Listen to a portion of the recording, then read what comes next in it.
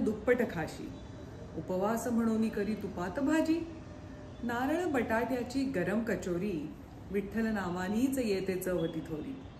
भाकरी टू ब्राउनीमध्ये तुमच्या सगळ्यांचं स्वागत आहे. आषाढी एकादशीच्या निमित्ताने आज आपण करणार आहोत उपासाची कचोरी, पण न तळलेली. सगळ्यात आधी आपण इथे बटाटे उकळायला ठेवूयात कुकरमध्ये आणि तोवर एकीकडे सारण करून घेऊयात. आता ह्या तापलेल्या कढईमध्ये मी 2 टीस्पून खसखस आधी नुसती भाजून घेणार आहे. बारीक गॅसवर आपली खसखस छान लाल भाजून झाली आहे. मी ही काढून घेते आणि ह्याच्यातच आपण सारण करायला घेऊ.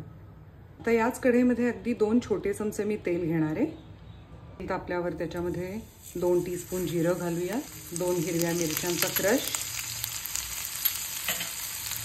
आणि काजू आणि बेदाण्याचे तुकडे. आता याच्यामध्ये हा ताजा खवलेला मीडियम साईजचा एक नारळ घालूयात, छान परतून घेऊयात. मध्ये चवीपुरतं मीठ घालूयात. मध्ये एक 2 चमचे साखर सुद्धा आपण घालणार आहोत. मिरचीचा तिखटपणा आणि साखरेचा गोडपणा हे दोन्ही एकत्र छान लागतं ह्या कचोरीला. साखर अर्थातच ऑप्शनल आहे. आणि सगळ्यात शेवटी ही भाजून बाजूला काढून ठेवलेली खसखस घालू आणि सगळं नीट मिक्स करून घेऊ. आपलं सारण तयार आहे. मी गॅस बंद करते. आपले बटाटे उकडून छान झालेले आहेत.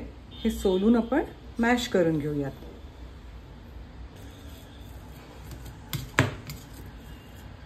याच्यामध्ये चवीपुरतं मीठ घालू. बटाटा गरम असतानाच मॅश केला म्हणजे मग त्याच्यात अजिबात गुठळी राहत नाही. आपल्याला अगदी मऊसूत आणि गुळगुळीत असं हे कव्हर व्हायला हवं आहे. याच्यात मीठ घालून हे छान ह्याचा गोळा करून घेतलेला आहे. आता आपण ह्याच्या 2 एकसारख्या आकाराचे गोळे हाताला हे चिकटू नाही म्हणून मी इथे अगदी थोडं शिंगाड्याचं पीठ ठेवलेलं आहे, म्हणजे मग बटाटा आपल्या हाताला चिकटणार नाही. मी ह्याच्या 2 पाऱ्या करून घेणार आहे एकसारख्या. ही पारी फार जाड होता कामा नाही, पण फाटेल एवढं पातळही नको व्हायला. तर अशा ह्या 2 पाऱ्या मी करून घेतल्या आहेत. त्याच्यामध्ये हे आपण आपलं सारण भरूयात. त्याच्यावरती ही दुसरी पारी ठेवून आपण सगळीकडनं ते सील करून घेऊयात. आणि एकदा हे सील करून झालं की त्याचा आपण गोळा करून घेऊयात. आता अशा आपण बाकीच्या कचोऱ्या पण करून घेऊ. आता अशा आपल्या या कचोऱ्या तयार आहेत.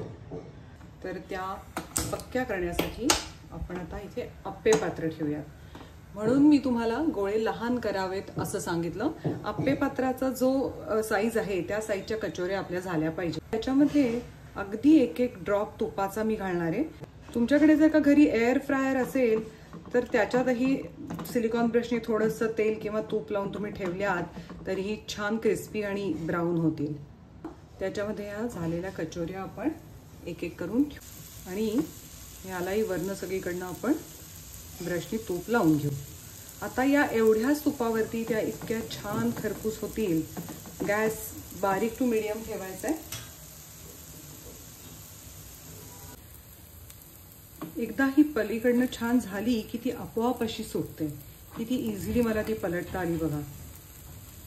असं करून आपण ती सगळीकडनं छान गोल भाजून घेऊ. आपल्याला वाटलं तर आपण अगदी थोडंसं ते तूप कडेनी याला 1 ड्रॉप सोडू शकतो, पण ते ऑप्शनल आहे. कारण हा नॉनस्टिक तवा असल्यामुळे मला फार अवघड गेलं नाही. या अशा आपल्या आप्पे पात्रातल्या उपासाच्या कचोऱ्या तयार आहेत. भेटूयात भाकरी टू ब्राउनीच्या पुढच्या एपिसोडमध्ये. बाय.